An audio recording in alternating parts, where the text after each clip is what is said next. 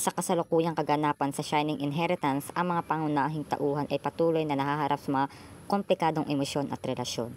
Si Francis na matagal nang nagtatago ng kanyang nararamdaman ay hindi na nakapagpigil at umamin na sa wakas na gusto niya si Ina.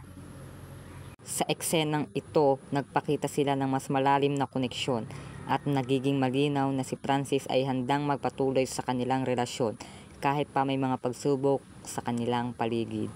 Si Amy na hindi nakaligtas sa sakit ng hindi pagkakapansin ni Yuan ay patuloy na nagtatangkang habulin siya kahit pa malinaw na hindi siya ang nais nito.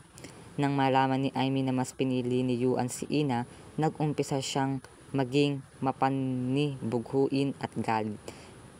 Sa isang emosyonal na eksena, ipinasabog ni Amy ang kanyang galit at binitawan ang matinding salita na sana ay hindi na nakaligtas si Ina na siyang nagtulak kay Ina sa isang aksidente.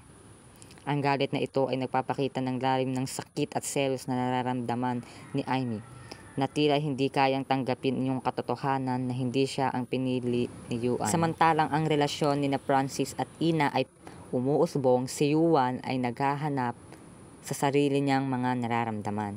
Sa kabila ng pagiging malapit ni Yuan kay Amy, mayroon din siyang lihim na paghanga kay Ina.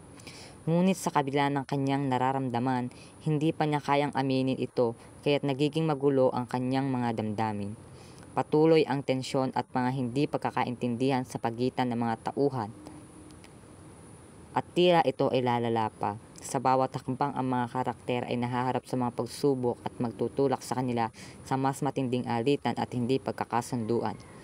Ang mga pangyayaring ito ay tiyak na magdudulot ng mas maraming twist sa mga susunod na episode, kaya't hindi pa tapos ang drama at misteryo ng mga karakter.